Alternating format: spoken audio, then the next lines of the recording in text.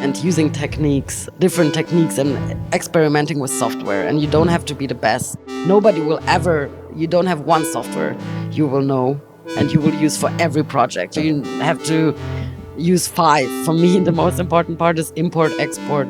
How did you import something in a software and export it and then import it again in a different software? Yeah. So maybe this is what I'm teaching.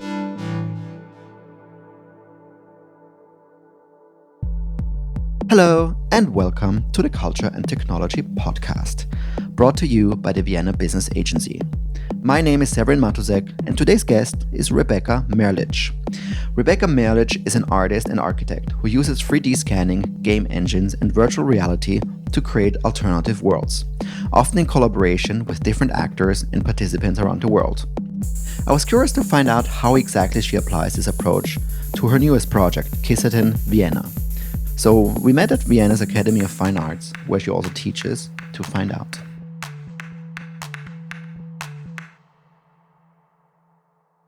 I'm working at the ADP department, so it's focused on analog and digital production in art and architecture, and so this is my main focus. Yeah, I have a lecture and sometimes I teach studio too. Mm-hmm. So it's very mixed, and I really appreciate the place and also to work with new generations. Mm-hmm. It's very interesting for me to see what they are doing. Yeah. You just told me that today is an exciting day because you just kicked off your new project. So you got funding, you got a roadmap, you got a deadline in a few months. Yes. What is this project? So the project is called Kissaten Vienna, and it's a project about coffee house culture in Japan and, of course, in Vienna. And also, I researched a bit during the summer in Zagreb to research about ex-Yugoslavian kavanas, which is also like a coffee house. But I'm not really interested in the coffee house as such, or, the big houses in Vienna, like Café Central, it's tourist spots, but more the social and political spaces. They used to be, and they still are. Mm-hmm. So what is Kissaten then? What do you do with that coffee house in various cities as a place?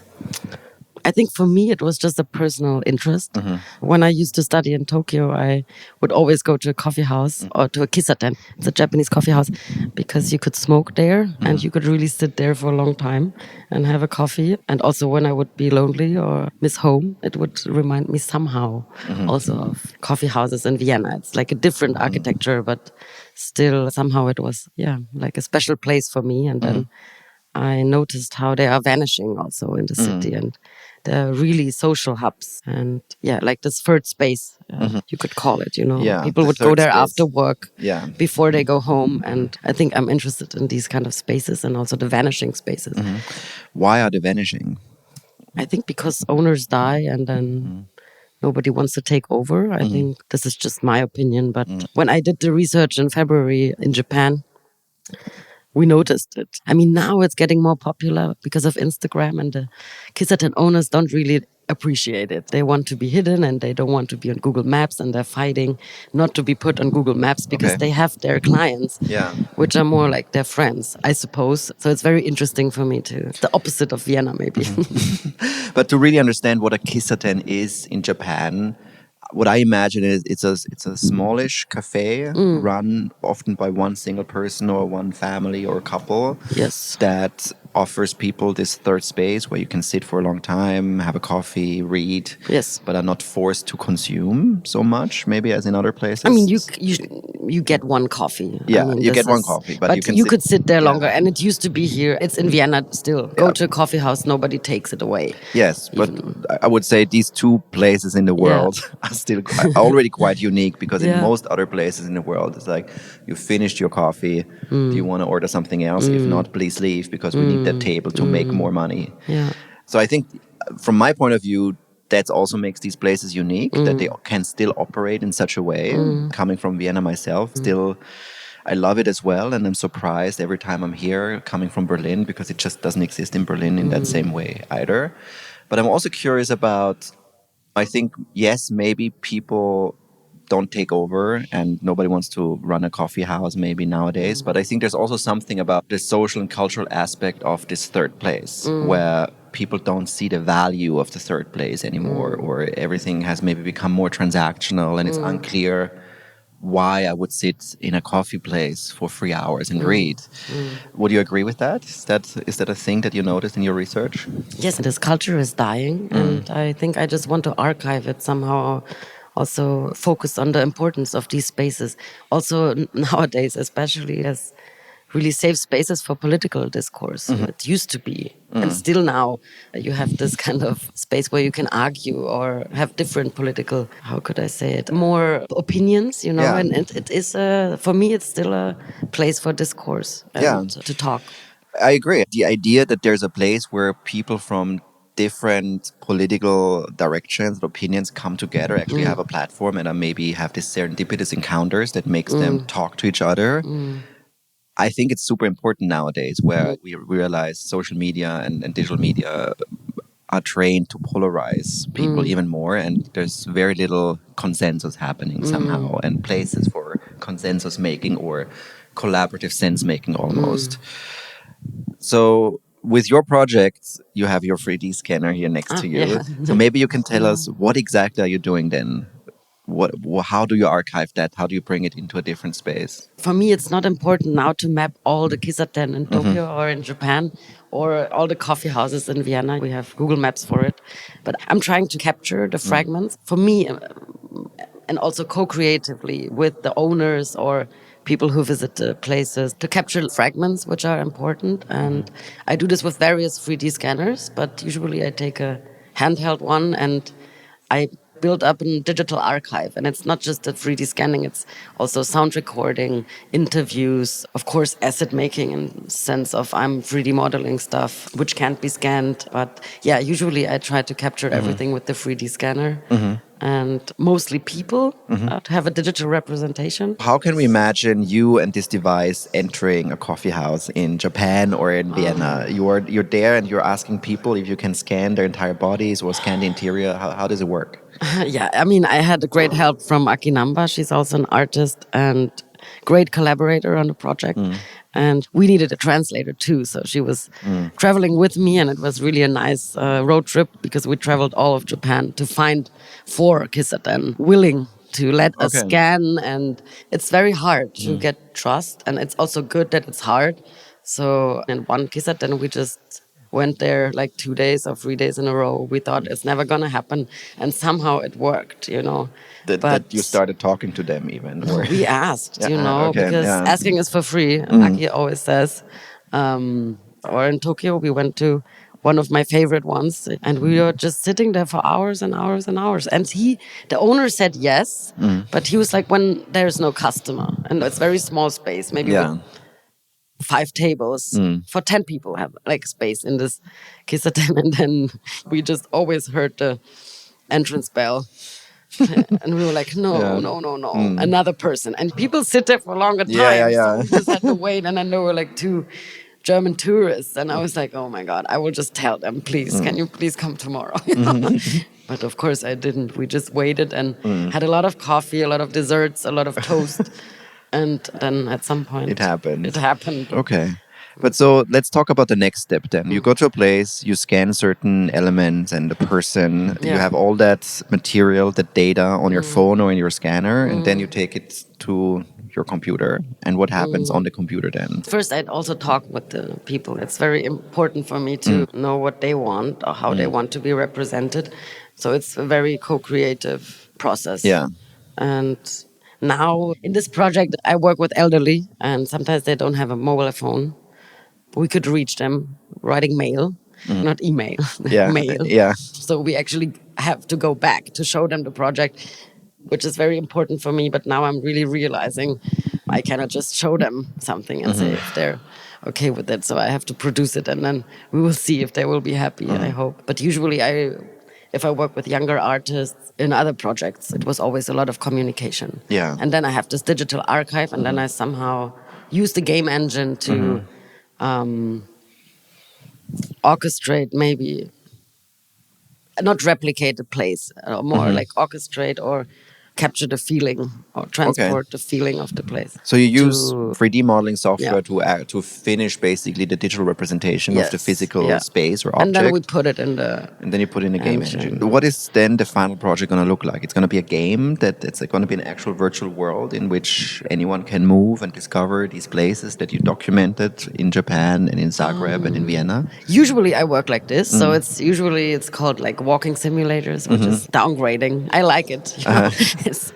I have exhibitions and then there are some teenagers and you cannot do anything. And they're just like, disappointed. oh my God, it's just a walk. You cannot do anything. You cannot shoot. But I'm really pushing the walking simulator. And I think it's very interactive. Sometimes you can press something and hear a story. So usually I work like this. But for this project now, we're trying to do an app, actually. So it's going to be an interactive hologram display installation and as well as a mobile app. And I never did an app before. So I'm like this new challenges. How to actually also get it on the app store and register as developer at Apple and also at Google. But I want to make it very inclusive and spread maybe the artwork on a different level. So the idea is that once the app is finished and available on the app stores, anyone can download it around the world and enter a virtual environment using the app. Yes. So it's kind of like... It will be a little bit more interactive. I will hide some expensive porcelain from the MAC, for example, in a sculpture, and you have to find it. And when you find it, you get the story from the Kissaten owner. An adventure game almost, like you have to... It's not going to be hard because I also want everyone to play it. But that's the plan, and it's the first time we're doing it. Let's talk about the porcelain cups at MAC. So MAC is the Museum of Applied Arts in Vienna, and you went to the archive to see and touch some very expensive porcelain cup, or maybe not touch, but document, 3D scan those porcelain cups that are probably 100, 150 years old, even older, as a collection of objects that belongs to Viennese coffee house culture. I have to say, in my research, there's not a lot of archiving in terms of coffee houses. Maybe they have a chair or, but I really also noticed there was a really great project from Gregor Eichinger, Kaffeehaus Experiment. I think it was also in collaboration with MAC, 2011 or something. I also met with him, so I'm really getting advice also from very important architects also for coffee houses. Not at all, but also different architecture, but who also share this passion maybe to capture these places. And I just had this weird idea that it would be nice to look at the Japanese collection at MAC and also the porcelain collection and maybe get some really valuable porcelain into the game. So to take home, to also have access, to give the public access to these archives, which are really just the archives. And sometimes they're on display in certain exhibitions, but usually they're hidden. And for me, this is really a new passion to get to museum archives and work with it. And is the overall idea that with the fact that a lot of these places are vanishing or losing significance, that the app or the game engine, the virtual environment you're building, preserves it for the next 100 years or longer, or is it something else? It's really just my personal interest and my personal passion, and then talking to different actors who share this passion is really nice. So I have meetings now in Brügel, and I was at Café Korb, which is like really important space for also culture and art, with Susanne Wiedel as a woman owner, and which was also interesting for me. Usually it's owned by men. I don't know, to produce something digitally and say it's preserving, I don't know. Maybe it's not going to be playable in 10 years. So I really have to think about my practice and my archive, my personal artworks, how to preserve them over time. But I feel like maybe more like communicating with younger generations to see the significance, because of course they go to Starbucks and very popular new coffee house. I wouldn't say coffee houses are opening up everywhere. In London, you can just get sour coffee. I mean, for me, it's sour. And it's like you go to these really nice places, and they're not really having the same. It's not like nostalgia, but they're more focused on selling. And I feel, and you're not supposed to sit there forever.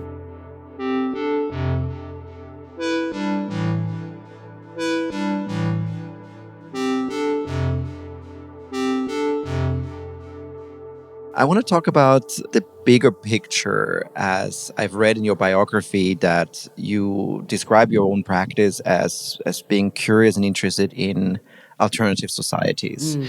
And you could say the Kissaten project, maybe the coffee as a third space can also be seen as an alternative society in a world where increasingly it loses significance. But I'm curious, like, where do you think your interest in alternative societies and also maybe modeling alternative realities using game engines come from? Is there a connection, or is there a personal story behind that? Going back. I think it was influenced by my studies at the Academy of Fine Arts. I also specialized in analog and digital production, and I think I just want to push the boundaries what architecture is. I would also consider myself, I'm more you would say a media artist maybe, but I also consider myself as a digital architect. Architecture has a kind of not really plays a big role now in the development of technologies. And I also have this urge as an architect to create spaces which are digital.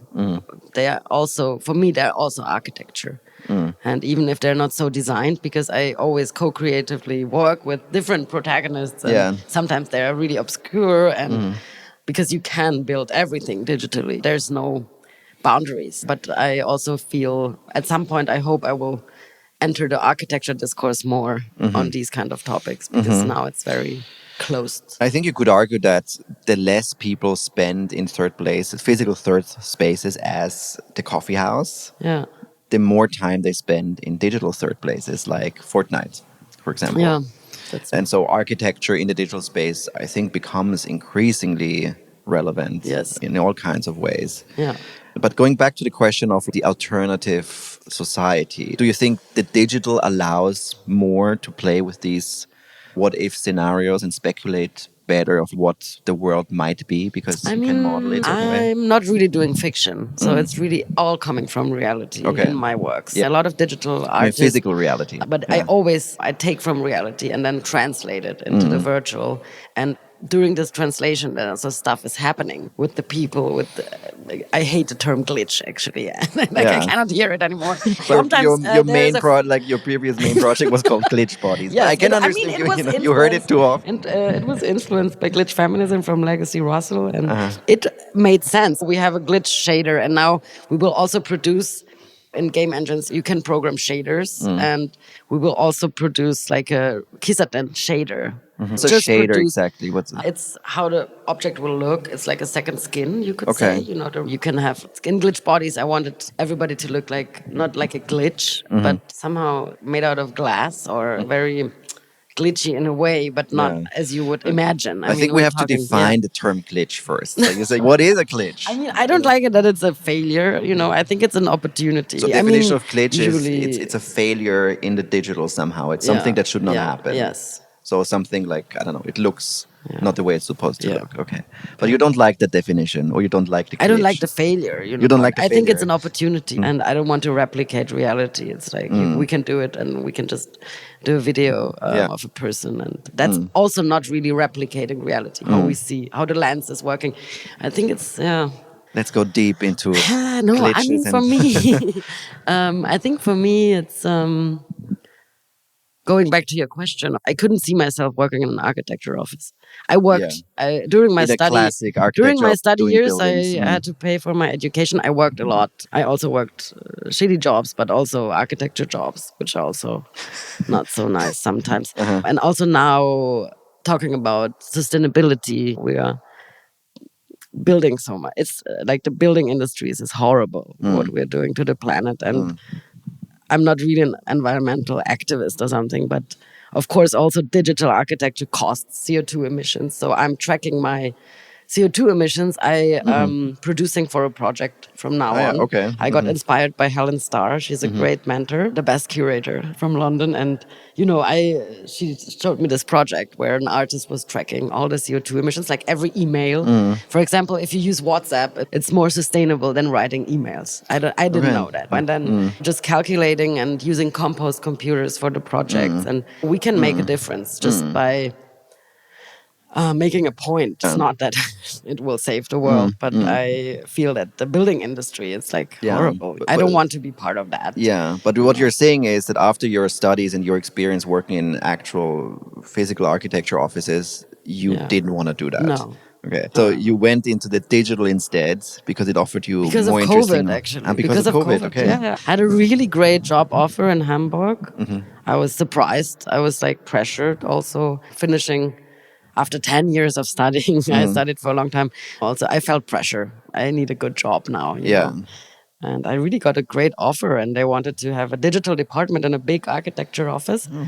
And I would be in charge. I wasn't young anymore, but I was not as experienced as I thought I would need for this kind of job. And they would give me even freedom and to do my art. And somehow I got a really small funding from the city of Vienna. Everybody would get, all the artists. And I just canceled. I called them and I said, okay, I signed the agreement, but please take it back. I really want to. I will become an artist now. And they said, okay, great. Good luck. I don't know. Okay, that was quite a crucial decision. Yeah. So that was the decision where you decided you rather want to be an artist than work in an architecture office as a classic architect. Okay. And it was only 4 years ago. Yeah. So how's it going? It's hard. It's hard. Financially, it's really tough. Even working like a lot. It's I don't know what's like more precarious, working at universities or working as an artist. For nowadays, it's that's not really a safe. You get like these limited contracts, of course. And I would like to go back. So 2020, you refused a job, you got funding for a project, and that's actually how I got really small funding. Yeah, we you all got very small funding. Very small funding, and I thought like, oh, great. And then I applied for bigger fundings and actually got this Pixel Bytes and film, which is really nice. But that's how Glitch Bodies was created. So let's talk about Glitch Bodies. Because Glitch Bodies is the main body of work that I think you worked on over the last few years, which is now followed by a Kissaten, which we discussed before. So what is Glitch Bodies and I'm particularly interested in the analog digital element. I think Glitch Bodies also, I started during a lockdown, which was hard. I started with Vers Dichter Kollektiv from Vienna, with Alexandru, having a beer and then having this idea. And then it spread really quickly, and I worked with collectives and artists from Berlin, Hamburg, Munich, Zagreb. Then I went to Bangkok, where I had the idea actually to work also with the queer community there. And even going to London and Tokyo. And it's like a digital archive or more like representation of queer stories, I would say. And this was a very important project for me, and also to work in co-creative and very inclusive ways. And everybody's saying this, but then actually doing it. And not hurting anyone's feelings, it's really a different story. And it's a lot of talking, and it's a lot of discussions, and sometimes they're like good, sometimes they're like sad, and but in the end it was a big journey for me as an artist to actually really challenge this co-creativity. And it's very easy to do it. I just thought, okay, let's also working with artists who don't work digitally, showing them my projects, making some just like a piece of paper with important aspects which I would need for the creation of one game scene, like scale from the player to the scanned body or representation of a person. You could enter the body or you don't, or people wanted it differently, but also what kind of architecture should be around us. And it's all related to the person, actually. And Glitch Bodies, if I understand correctly, was mostly about 3D scanning people and bodies, right? And putting them into that's where then... Yes, it was more like a queer digital representation of real life stories and real people. And then it got bigger and bigger, and then it became a performance piece and a movie and VR game, and it's like a multi-platform project, which I really love. Yeah, and multi-platform means that the basis of it is the world you created, the virtual world, and then you can... We all created together. You all created it together, and you translated that into a VR experience, into a physical... Into augmented reality. And into a performance. I mean, for Berlin, for the exhibition for Berlin Art Week, it was really interesting because they wanted to show all of it. We had a big TV with the short movie, then we had augmented reality in the space, then we had the VR glasses, then we had free screens to play Glitch Bodies as a PC game. And then we did a performance. We showed the project, and I thought it's stupid. Why just to have different versions of the project? Yeah. But it made so much sense, and it was so different. The VR thing is, I think, the most immersive and very scary. People have to jump into a hole, and they're really scared to jump, actually. And I was like, not aware of this. Okay. Like, come on, nothing will happen. But like, they There's wouldn't do something it. in They your wouldn't body. do it, Yeah. and nothing will happen to you. Or you could have butterfly wings and fly around. So it was different. It was a different version of the same project, maybe with the same message. But yeah. I would like to talk about, as the last part of our conversation, about the bigger picture of game engines as an artistic medium and the role of the artist in co-creating with game engines. Yeah. Since I'm also aware that you were teaching that or researching that as part of the Angewandte University in the Experimental Game Cultures Lab. Yeah. So what's your take as a teacher, educator, researcher on game engines in general? Is it already a medium that's basically accessible to anyone, similar to a brush of paint or a piece of paper that people can just use and get creative with? Yeah, I encourage everyone to use it. It's not so easy, but I feel it's a way of building, maybe a world building. It's a world building tool. I'm really interested in world building, and a lot of great artists are right now also interested in it because it's very accessible. It's like you can use it. It's free software up to, I don't know, if you don't make more money than 100,000 a year, which I would be happy to make and to pay for the software. But it's actually accessible in terms of you don't need to pay for it. It's maybe hard.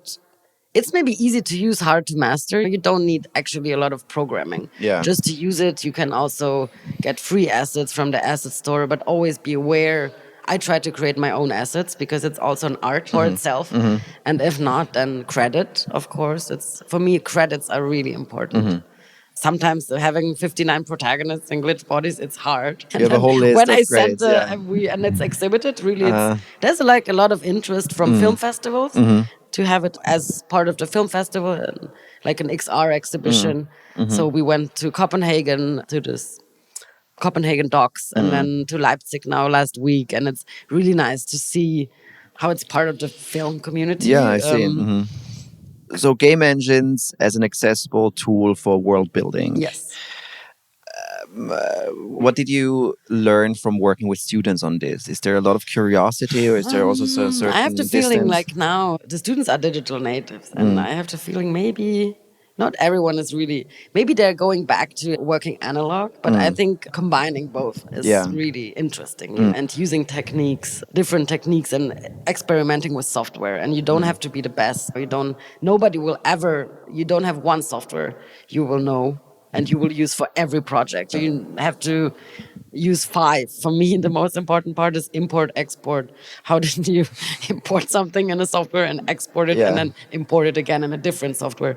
So maybe this is what I'm teaching here. It's like a master class on different import, file export. formats. Different file formats, but I'm encouraging also more female students to engage with technology. I think this is my main goal and show them that it's not so hard and you don't have to be afraid to try it. Just try it out.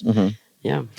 And in an art world context, do you think that artworks created with game engines and virtual worlds, is it becoming its own genre almost? As you said before, there's a reaction by maybe teenagers that play the game that are used to like big production video games. They're like, well, I can't do anything. This is different. But actually, I love the aesthetics of AAA games. For me, it's very important that it looks really good. But even really trashy games can have an important message and be an artwork itself. I would say from my perspective, we're entering now an era where what happened with movies already decades ago, where you have on one end, big budget, hundreds of millions Hollywood productions.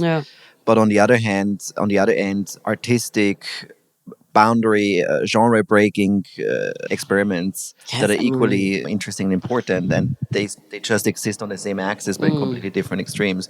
I think the same could be said almost for video games and game engines, that now game engines become democratized and more artists and creative people are just experimenting with what they can do.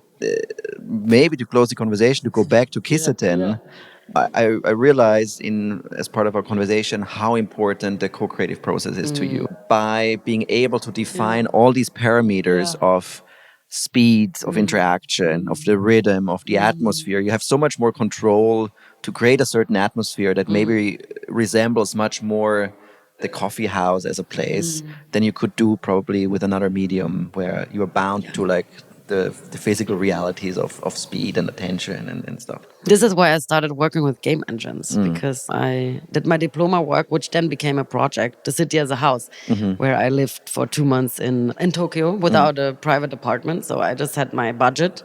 An apartment would cost, and I would sleep and eat and work in different places and go to shopping malls and abuse the system of capitalism somehow. I was not homeless. I had my funding, and it was just more about finding different parts of an apartment in the city. And I had so much material. I had audio recordings, I had 3D models, I had pictures, a lot of videos. And then somehow, it was like I wanted to make a movie, and then my mentor said, why don't you use Unity? You can put all these data in Unity. And even I measured all my body data. I'm always tracking my body when I do projects. And I even connected it to game scenes. And so you're not just tracking CO2 emissions, you're also tracking your own body's emissions. At Domum, I tried to do the same experiment, but in rural Japan, and connected it to with an Aura ring. I connected the game scene. It was an raining Aura in the ring game is scene. is a wearable that has that captures biometric data. Now it's becoming very popular.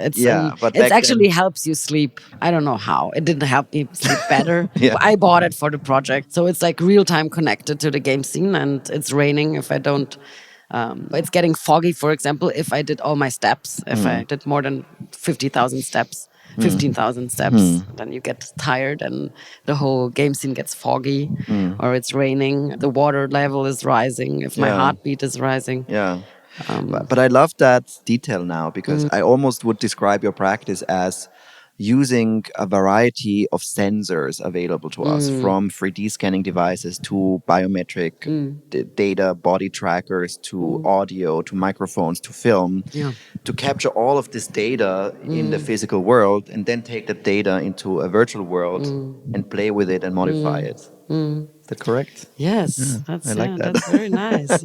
Also use it as a artistic tool. I think that's what's exciting about living today, that everything becomes trackable. And of course, there are many problems like surveillance, capitalism, and so on, data privacy. But to actually use these technologies as an artist to capture all of that, but then get creative with it instead of having agency and having ownership over it. And taking it back. Taking Actually, it back I'm in a way. taking it back. I'm accessing it, and people should be aware of it and take back their data. It's also a very important message. We give away a lot of data, but I'm always trying to take it back. It belongs to me, even I give it away. And it was very easy to access, actually, the data from the Aura Ring. This is why I used Apple Watches before, and I have to say it's very hard. They don't, they don't want. They don't give you the data. They don't want. It's not easy to get it.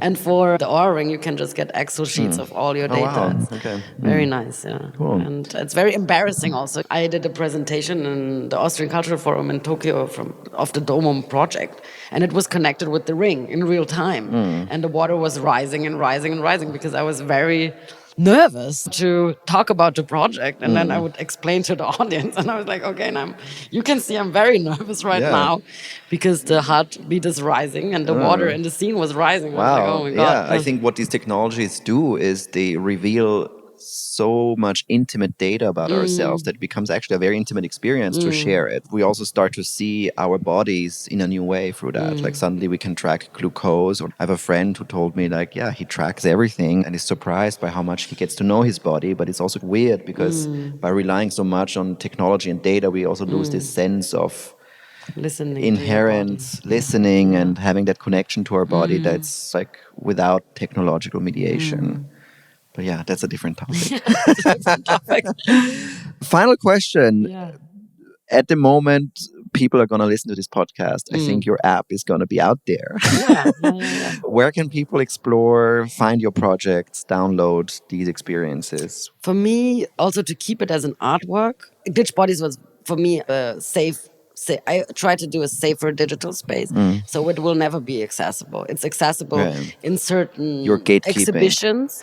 No, I also promised my protagonists, and the internet community can be very cruel and very awful, and I cannot moderate it. So for Glitch Bodies, unfortunately, I would never upload it on Steam or whatever. Yeah. But now with Kissaten, I really have the feeling I want to make it more accessible. And it's not just in this art spaces which is already a bubble for itself. But for Kissaten, I'm really planning on this app. And yeah, everybody could play the game and also listen to the stories of the Kissaten owners and the coffee house owners, but also visitors. And yeah, it will be accessible from mid of April. That was Rebecca Merlic. To find out more about her work, follow her on Instagram, where she shares regular updates about her visits to Kissaten and coffee houses in Tokyo and Vienna. And if you like this episode, you might like previous episodes on this podcast with artists such as Alice Bucknell, Paula Strunten, or Marshmallow Laser Feasts, who work on similar topics. This is the Culture and Technology podcast produced by the Vienna Business Agency. The Vienna Business Agency supports new companies, projects, and products that develop Vienna's creative industries further.